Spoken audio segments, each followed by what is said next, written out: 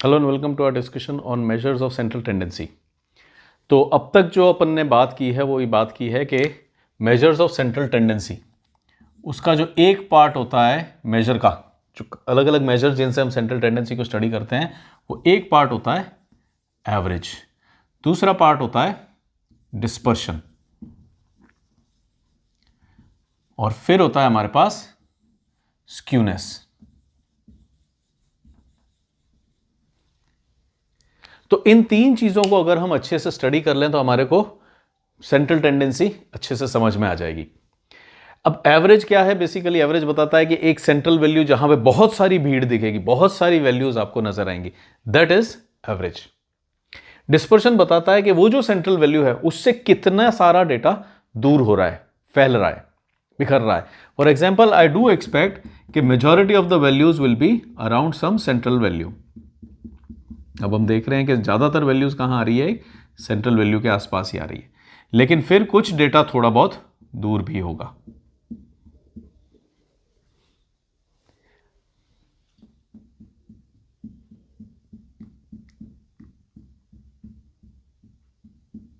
अब इस first data set को अगर हम देखते हैं तो यहां पे मेजॉरिटी वैल्यूज एक सेंट्रल पॉइंट पे कॉन्सेंट्रेटेड है, जो कि सेंट्रल पॉइंट शायद यहां कहीं होगा।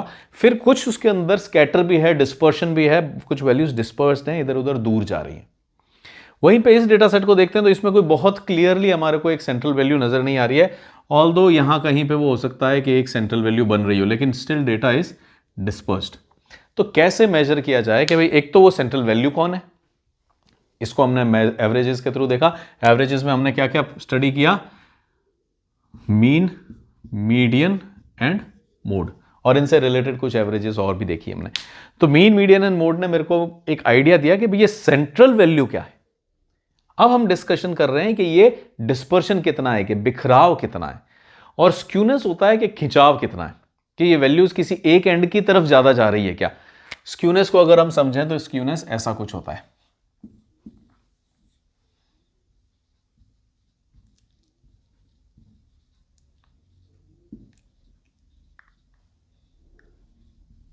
इन दोनों डेटा सेट को अगर मैं देखता हूं तो ये दोनों डेटा सेट करीब करीब एक जैसे ही लग रहे हैं, जिनमें एक जगह बहुत कॉन्सेंट्रेशन है और फिर थोड़ा बहुत डेटा इधर उधर बिखरा हुआ है। एक जगह बहुत कॉन्सेंट्रेशन है और कुछ डेटा बिखरा हुआ है। लेकिन स्क्यूनेस क्या बताती है कि ये डेटा कहां है, जो सारा इकट्ठा हुआ डेटा है वो कहां है, और जो बिखरा हुआ डेटा है सेंट्रल वैल्यू पे, सेंट्रल वैल्यू से जो डेटा बिखरा हुआ है वो किस तरफ बिखरा हुआ है, पॉजिटिव एंड पे बिखरा हुआ है या नेगेटिव एंड पे बिखरा हुआ है। फॉर एग्जाम्पल, अगर यहां पे इसका सेंट्रल पॉइंट होता है तो ये डेटा कहां बिखरा हुआ है? इस तरफ बिखरा हुआ है। इसका सेंट्रल पॉइंट यहां निकाल दे तो ये डेटा किधर बिखरा हुआ है? सेकंड क्वाड्रेंट में बिखरा हुआ है। तो ये मेजर कि डेटा ठीक है, कहां पर है, कहां पर डेटा है, कहां पर बिखरा हुआ डेटा, और वो जो बिखरा हुआ डेटा है वो कहां पर खींच रहा है, तो ये होता है मेजर ऑफ स्क्यूनेस। तो इनके बारे में बात करेंगे when we get there. For now आज का जो हमारा डिस्कशन रहेगा वो रहेगा डिस्पर्शन पे, कि व्हाट इज डिस्पर्शन। डिस्पर्शन क्या है? कि डेटा के अंदर बिखराव कितना है। It is very important measure. Dispersion पढ़ना बहुत ज्यादा जरूरी है, क्योंकि here we can see this is first data set and this is second data set. इन दोनों का अगर आप मीन बताएंगे मेरे को, तो इन दोनों का मीन कितना आ रहा है? 6 आ रहा है। लेकिन इसमें देखूं, जब मीन 6 आ रहा है मतलब एवरेज 6 है। एवरेज 6 होने का मतलब क्या? ज्यादातर वैल्यू 6 के आसपास है। Majority of the values are near 6। बिल्कुल है। जब मीन 6 है और मैं वैल्यूज जाके देखता हूं तो वो भी सारी की सारी 6 के पास है। Very good. यहां पे मीन 6 है तो आई एक्सपेक्ट के सारी वैल्यूज 6 के आसपास होंगी, लेकिन ये सारी वैल्यूज 6 से बहुत दूर है। एक 3 है और एक 9 है, दोनों ही पोल्स अपार्ट है, और हमारी जो एवरेज वैल्यू उससे बहुत ज्यादा दूर है। तो average alone is not such a good measure of central tendency. इसलिए अब हम यहां डिस्पर्शन भी लेते हैं। डिस्पर्शन में आगे हम पढ़ेंगे कई सारे तरह के डिस्पर्शन, बट अगर एक सिंपलेस्ट ऑफ पॉसिबल डिस्पर्शन का मेजर लें हम, तो वो होता है रेंज। रेंज क्या होता है? Largest value minus smallest value. यहां पे आपका रेंज क्या? Largest minus smallest would be 0। इसका मतलब कोई डिस्पर्शन है ही नहीं, बिखराव इज 0। जबकि यहां अगर मैं डिस्पर्शन लूंगा तो largest minus smallest would be 6. Now you can see कि डिस्पर्शन कहां पर है इस केस में। एक और केस लेकर के देखते हैं। थर्ड केस के अंदर लेट मी हैव 103 एंड 109। इसका एवरेज कितना आ जाएगा? 106। Mean would be 106, 103 plus 109 upon 2 giving me 106। इसका डिस्पर्शन कितना आएगा, रेंज कितना आएगा? From 9 to 3, 109 minus 103। रेंज क्या होता है? Range is largest value minus smallest value. Largest is 100। छोटा सा डेटा सेट ले रहे हैं, ज्यादा बड़ा नहीं, एक बार समझने के लिए। 109 माइनस 103, तो ये कितना हो गया? 6। अब इन तीनों केसेस को देखो, इन दोनों का मीन सेम है बट डिस्पर्शन अलग है। इसमें तो कुछ डिस्पर्शन ही नहीं है, thereby इंडिकेटिंग कि कुछ भी फैलाव नहीं है, कुछ भी बिखराव नहीं है। वी कैन सी कुछ भी बिखराव नहीं है। जो एवरेज वैल्यू है सभी वैल्यूज वहीं पे कॉन्सेंट्रेटेड है, तो कुछ भी बिखराव नहीं है। और एक और चलिए केस बना देते हैं, maybe to better understand things.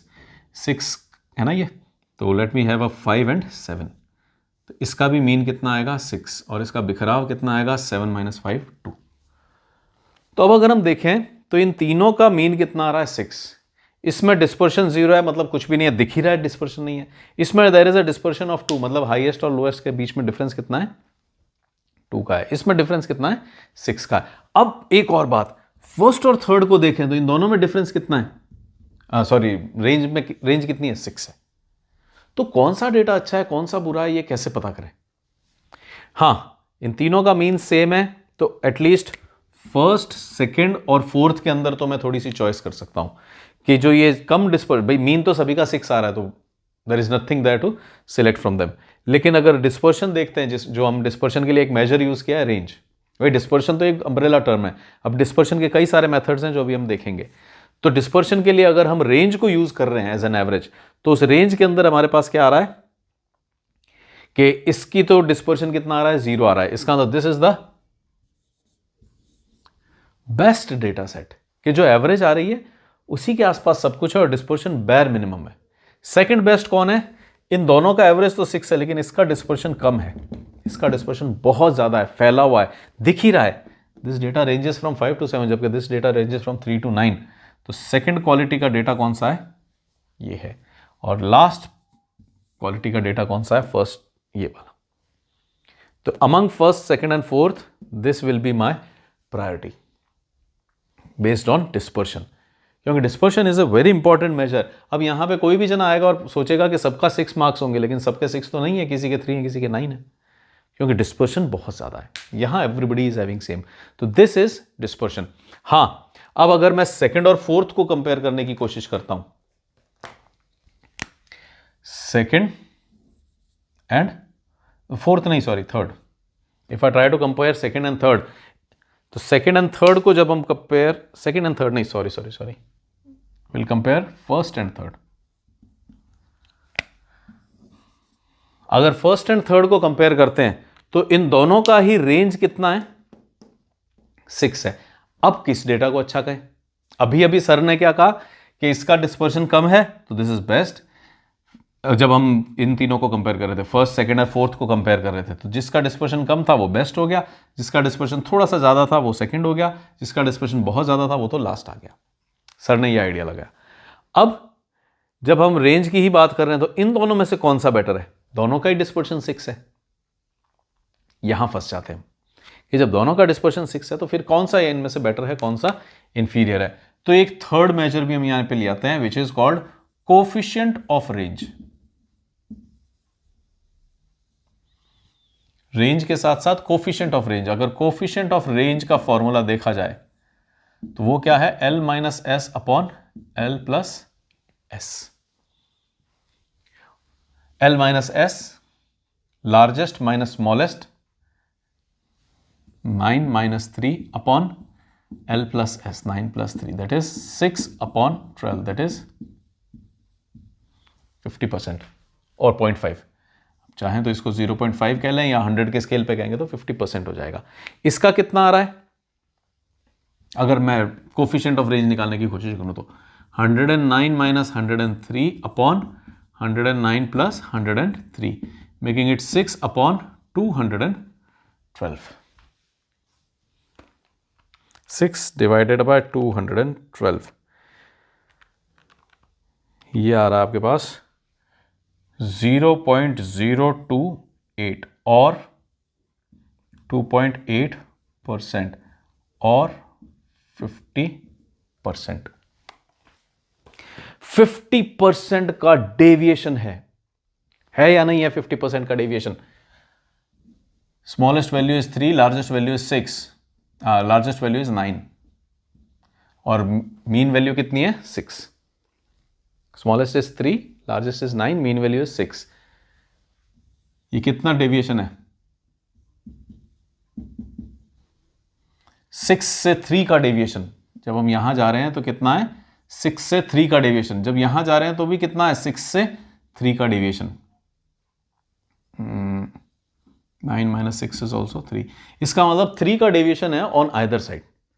तो जब दोनों साइड 3 का डेविएशन हो रहा है और हमारा स्टैंडर्ड वैल्यू कितना है? 6, तो जब 3 का deviation on a scale of 6 होएगा तो उसको हम 50% कह सकते हैं या नहीं? कि 50% on either side. Left hand side पे भी 50% डेविएशन है, राइट हैंड साइड पे भी 50% डेविएशन है। यहां क्या हो रहा है कि deviation is 2.8 on either side. इसका मतलब मेरी एवरेज वैल्यू 106 है। इससे 2% 3% लेफ्ट में जा सकता हूं मैं, 2% 3% राइट में जा सकता हूं। अब आप इसको समझ के देखिए कि कौन सा डेटा बेटर है। ये हमने क्या निकाल दिया? कोफिशिएंट ऑफ रेंज निकाल दिया। Formula is L minus S upon L plus S, 9 minus 3 upon 9 plus 3। You could call it 0.5 या 100 से मल्टीप्लाई कर दें तो 50%। 109 माइनस 103 अपॉन 109 प्लस 103, 0.028 और 2.8%। क्या मतलब हुआ इस 50% का या 2.8% का?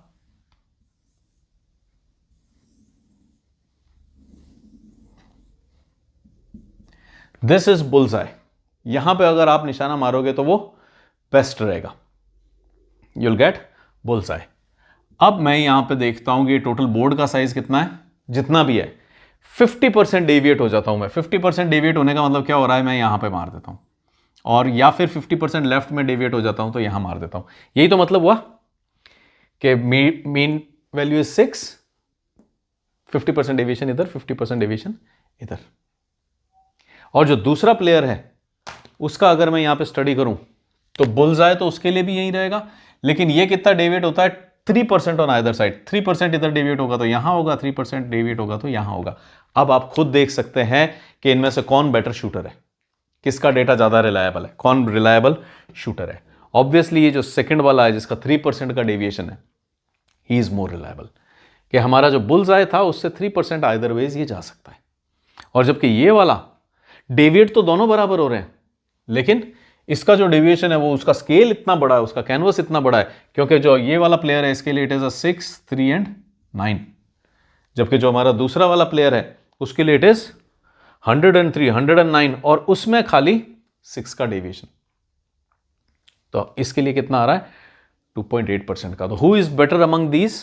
Definitely this data is better in spite of having same range. This will be termed as better and better by a distance। ये 50% डेविएट हो रहा है, मतलब जो एक्सपेक्टेड वैल्यू है, अगर मैं कहता हूं कि मेरे 200 मार्क्स आएंगे तो वो 50% इधर उधर हो सकते हैं, मतलब 100 से लेके 300 तक का डेविएशन है। इस केस में अगर मैं कहता हूं कि मेरे 200 मार्क्स आएंगे तो आइदर वेज 3% का डेविएशन होगा, 194 से लेके 206 के अंदर आएंगे। किसका एस्टिमेशन ज्यादा बेटर है? उस लड़के का जो कहता है कि सर मेरे 200 मार्क्स आएंगे, हो सकता है 50% इधर हो जाए, मतलब, या हो सकता है 50% इधर हो जाए। एक बच्चा तो ऐसा है जो आके कह रहा है सर मेरे 200 आएंगे, 50% इधर उधर हो सकते हैं।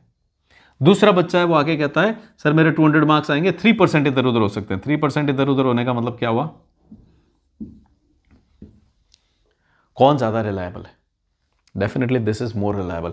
कि ये जो कह रहा है उससे थोड़ा सा ही डेविएट हो रहा है, ये जो कह रहा है उससे बहुत ज्यादा डेविएट हो रहा है। So this is the idea why we study dispersion, कि हम उस डेटा के अंदर और ज्यादा डेल्व इन कर सके। कि अगर एवरेजेस सेम है तो भी इनमें से बेटर कौन है? डिस्पर्शन से देख लिया। डिस्पर्शन सेम है तो भी इनमें से बेटर कौन है? फॉर एग्जांपल इन 3 में एवरेज सेम था, हमने देखा कि ये बेटर है। इन 2 के अंदर डिस्पर्शन सेम था, हमने देखा कि ये बेटर है।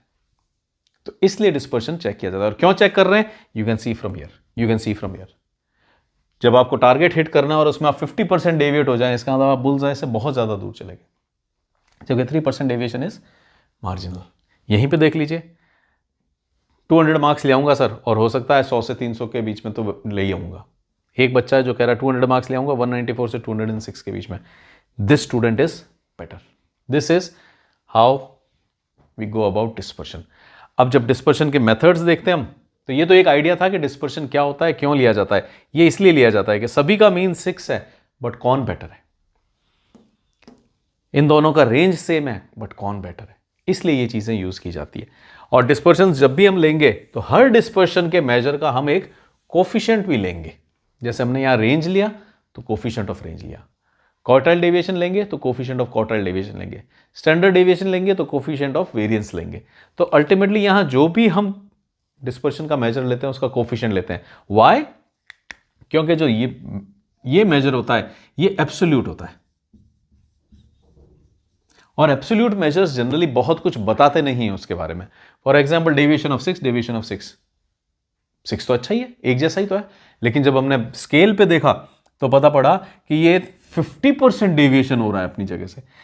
6 ही इधर उधर हो रहा है, लेकिन 50% डेविएट हो रहा है। ये 6 ही डेविएट हो रहा है, लेकिन ओनली 3% डेविएट हो रहा है। जैसे कि कोई एक कैंप है हमारा, लेट्स से 10 दिन का है, और कोई जना उसमें 5 दिन लेट आ जाता है, तो वो कितना हो गया, 15 डेज बाद आया, या 5 डेज, 5 से 15 के बीच में उसका आने का टाइम हो सकता है। वहीं पे अगर कोई हमारा 100 डेज का कैंप है और उसमें कोई जना 5 डेज इधर उधर हो रहा है, तो चलता है, क्योंकि वो 5% का ही वेरिएशन है। तो that is the idea of 50% and 2.8। Now let us talk of different measures of dispersion. के डिस्पर्शन को मेजर करने के लिए हमारे पास क्या क्या अलग अलग मेथड्स हैं।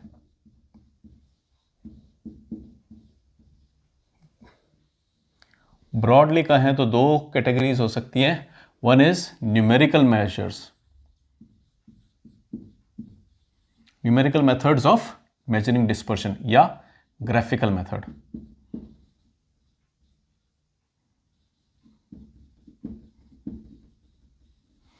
Numerical methods.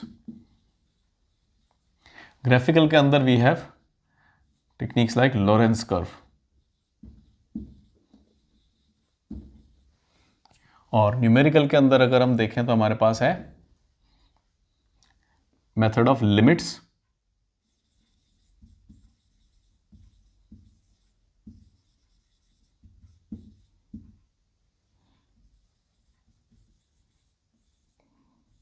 मेथड ऑफ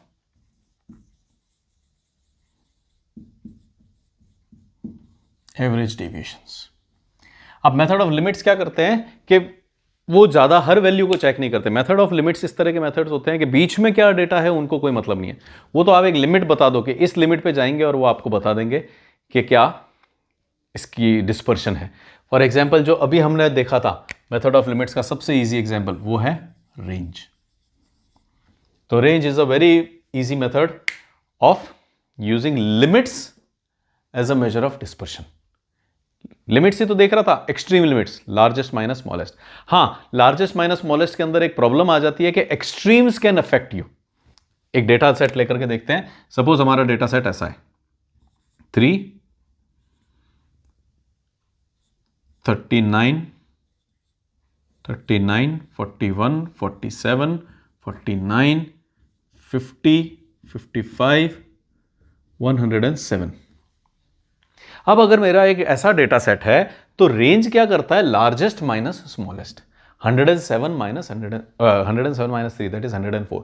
अब रेंज ने तो कह दिया कि सर आपका डेटा इतना बिखरा हुआ है, क्या एक्चुअल में मेरा डेटा इतना ज्यादा बिखरा हुआ है क्या? अगर सही में देखूं तो प्रैक्टिकली तो मेरा डेटा इतना ही बिखरा हुआ है। These are known as extremes, outliers. ये एक्चुअली आउटलायर लग रहे हैं क्योंकि सारी वैल्यूज आप देखिए 40 से 55 के बीच में है। ये दो पता नहीं कोई अलग ही दुनिया में है। दीज आर आउटलायर्स, ये मेरी पॉपुलेशन को, मेरे सैंपल को बिलोंग नहीं करते, कोई निराले हैं, एक्सेप्शंस हैं। अब रेंज के अंदर प्रॉब्लम ये आ जाती है कि रेंज तो लेता ही एक्सट्रीम्स को है, लार्जेस्ट माइनस स्मॉलेस्ट। तो रेंज पे इंप्रूवमेंट करते हुए हमारे पास क्या आया, क्वार्टाइल रेंज।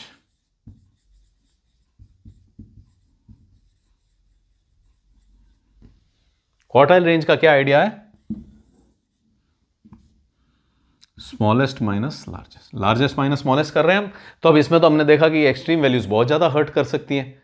हमारा सारा डेटा एक जगह है, लेकिन कोई एक्सट्रीम वैल्यूज आ गई, कोई गलत सलत एक्सट्रीम किनारों वाली वैल्यू, एक्सट्रीम वैल्यूज मतलब किनारे वाली वैल्यूज, लार्जेस्ट और स्मॉलेस्ट वैल्यूज, अगर वो वियर्ड हैं, जैसे कि यहाँ वियर्ड है, हैड इट बीन 57 58 तो कोई परेशानी नहीं थी, लेकिन 107 जब सभी कुछ 40 से 55 है, क्यों एक 3 आया, क्यों एक 107 आया? तो what quartile range does is, वो कहता है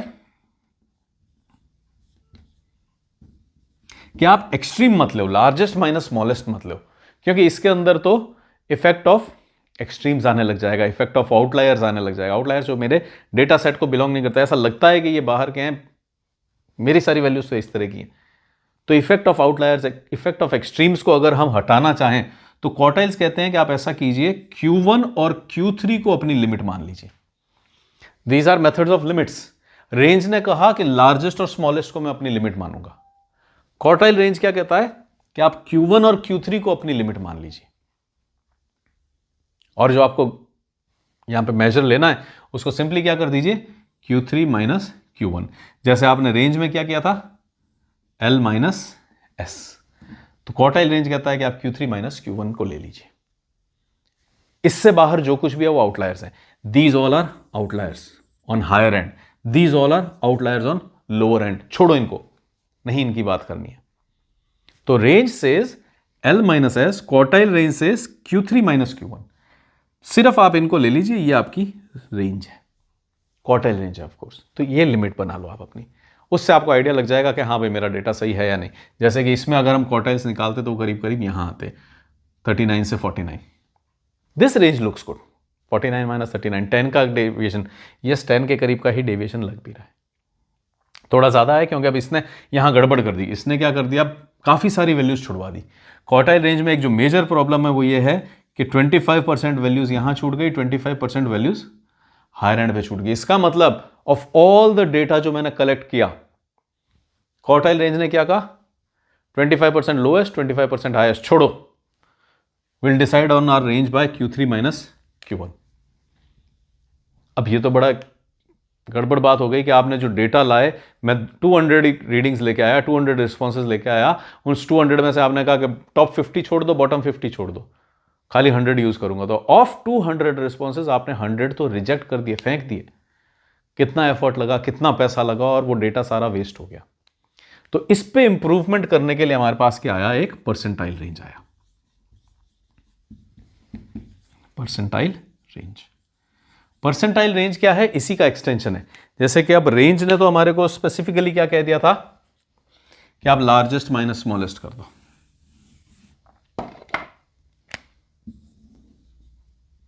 you have smallest value, you have largest value. तो रेंज ने क्या बोला, L माइनस S कर दो, largest minus smallest. Quartile range ने कहा कि भाई ये एक्सट्रीम्स बहुत हर्ट करते हैं, जैसे हमने पिछले एग्जाम्पल में देखा था, एक्सट्रीम्स आ जाएंगे, आउटलायर्स आ जाएंगे, इनको छोड़ो। तो इनको छोड़ने में उसने थोड़ी सी गड़बड़ ये कर दी कि उसने कहा कि हम Q1 minus Q3 minus Q1 कर देंगे, कि हम अपनी रेंज इसी को मानेंगे। रेंज का कहना था कि हम अपनी रेंज किसको मान रहे हैं, क्वार्टाइल रेंज का कहना है कि हम इसको अपनी रेंज मानेंगे। इसमें हुआ ये कि ये 25 वेस्ट हो गया, ये 25 वेस्ट हो गया, इसका मतलब 50%, आधा डेटा तो आपने कह दिया कि कचरा है, फेंक दो इसको। इस पे इंप्रूवमेंट आया परसेंटाइल रेंज, या इसको एक और नाम भी आप चाहो तो दे सकते हो, डेसाइल रेंज। इसने क्या कहा कि इतना एक्सट्रीम मत करो भाई, हम खुद ही उनको क्या कह रहे हैं, आउटलायर्स, एक्सट्रीम वैल्यूज। अब अगर 50% पॉपुलेशन को हम आउटलायर कह रहे हैं, 50% पॉपुलेशन को हम कह रहे हैं कि ये तो एक्सट्रीम है, इनको हटा दो, ये बहुत छोटे हैं, ये बहुत बड़े हैं, तो इसका मतलब हमने 50% पॉपुलेशन को रिजेक्ट कर दिया। That is not a good idea. इतना एफर्ट आपने वेस्ट कर दिया। And who are we to decide कि आधी पॉपुलेशन आउटलायर है, तो ये तो गलत हो जाएगा। तो परसेंटाइल या डेसाइल रेंज का क्या कहना है कि हम ले लेंगे D1 and D9, D1 and D9 कह लो, या इसको हम क्या कह सकते हैं, परसेंटाइल 10, और ये बन जाएगा परसेंटाइल 90। तो जब आप D1 और D9 लेते हो तो ये क्या बन जाता है तो ये भी लिमिट। यहां पे अब क्या कह रहा है, परसेंटाइल रेंज क्या कहता है हमारे को, टेक P90 माइनस P10। लेकिन अब इस केस में क्या हुआ, हमने 80% ऑफ द डेटा को यूज कर लिया। P90 और P10 के बीच में कितना आ जाता है, 80% डेटा आ जाता है। P10 से नीचे 10% बहुत छोटा डेटा हमने इग्नोर कर दिया, 10% बहुत बड़ा डेटा हमने इग्नोर कर दिया, but 80% of majority of the data हमने यूज कर लिया। तो ये सारे मेथड ऑफ लिमिट्स हैं। ये कहते हैं आप अपनी लिमिट डिसाइड कर लो। रेंज ने तो बिल्कुल एक्सट्रीम पे अपनी लिमिट ले ली, क्वार्टाइल रेंज ने बीच में 50% पे अपनी लिमिट ले ली, 50% को रिजेक्ट कर दिया, 25 on either side. Percentile range थोड़ा लॉजिकल है कि भाई जब इतनी मेहनत करके डेटा आया है और आप आधे डेटा को यहां पे रिजेक्ट कर रहे हो, मतलब आधा डेटा एक्सट्रीम क्या करके रिजेक्ट कर रहे हो, तो कोई लॉजिकल नहीं है। तो इसने क्या किया, मिडिल 80% ले लिया, लिविंग 10% ऑन आइदर साइड। तो P90 माइनस P10, या फिर अगर आप इसको डेसाइल रेंज कह रहे हैं तो ये क्या बन जाएगा, D9 माइनस D1, क्योंकि D1 भी यही करता है, 10% उससे छोटा होता है, D9 से ऊपर 10% होता है। तो you could use either ways, percentile range और डेसाइल रेंज। तो एक तो हुआ हमारा method of limits, graphical method जिसमें लॉरेंस कर्व आ सकता है। देन न्यूमेरिकल मेथड्स के अंदर we have method of limits and method of average deviation. उसके अंदर हमारे पास you could have simple range, largest minus smallest, quartile range middle 50%, percentile range middle 80%। इनके अभी हम फॉर्मूले और जब सॉल्व करेंगे तो और ज्यादा देख लेंगे।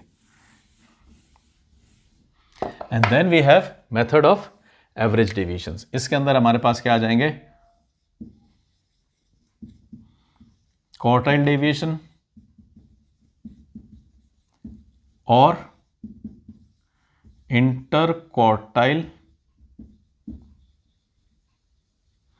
रेंज, और यहां पे हमारे पास आ जाएगा mean deviation,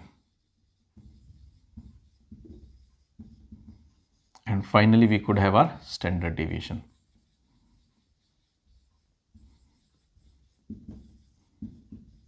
So these are certain measures of dispersion, graphical और न्यूमेरिकल।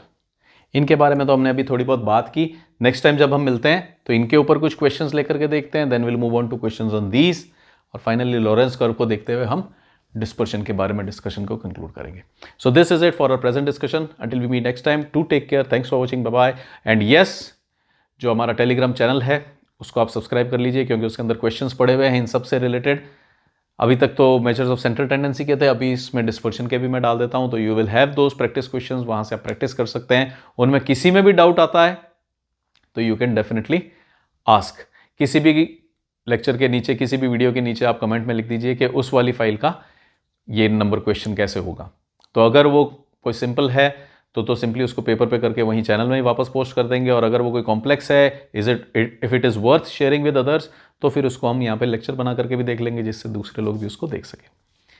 तो yes, do subscribe to that channel, do subscribe to this YouTube channel, जिससे कि यहाँ पे जब भी वीडियो आए आपके पास अपडेट्स आ जाए। डू लीव अ कमेंट, जैसा भी आपको कोई अगर इशू लगता है, कुछ समझ में नहीं आता है, अगर यहाँ कुछ लगता है कि गड़बड़ हो गया, कई बार कैलकुलेशंस के अंदर हो जाता है, तो यस, डू मेक दो suggestions. And until we meet next time, do take care. Thanks for watching. Bye bye.